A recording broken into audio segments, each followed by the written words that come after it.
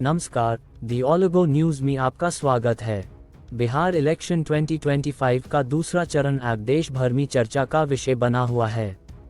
सवाल ये है, क्या इस चुनाव में बीजेपी दोबारा अपनी सरकार बना पाएगी, और अगर बना भी ली तो इसका असर बिहार के मुसलमान, शेड्यूल्ड कास्ट और शेड्यूल्ड ट्राइब कम्युनिटी पर क्या पड़ेगा।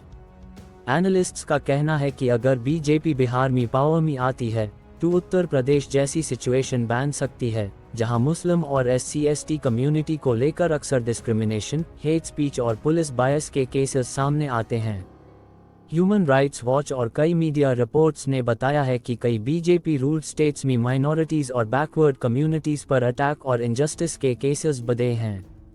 बिहार में 2 करोड़ से ज़्यादा मुस्लिम वोटर्स और लगभग 25% SC/ST पॉपुलेशन इलेक्शन का बैलेंस डिसाइड कर सकती है। ये हाई रीजन है कि बीजेपी, RJD और महागठबंधन सभी पार्टीज इस समुदाय को अपनी तरफ खींचने में लगे हुए हैं। लेकिन लोगों में डर भी है कि अगर बीजेपी वापस सरकार में आई तो क्या अब जैसे डेमोलिशन ड्राइव, हेट कैंपेन और पुलिस के डबल स्टैंडर्ड बिहार में भी शुरू हो जाएंगे।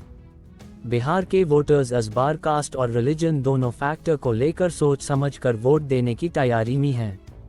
पॉलिटिकल एक्सपर्ट्स कहते हैं कि अगर गवर्नेंस सबके लिए इक्वल रहा तो बिहार कम्युनल क्लैश से बच सकता है, लेकिन अगर पॉलिसी बायस हुआ तो गरीब, माइनॉरिटी और SC/ST कम्युनिटी सबसे ज़्यादा सफ़र करेंगे।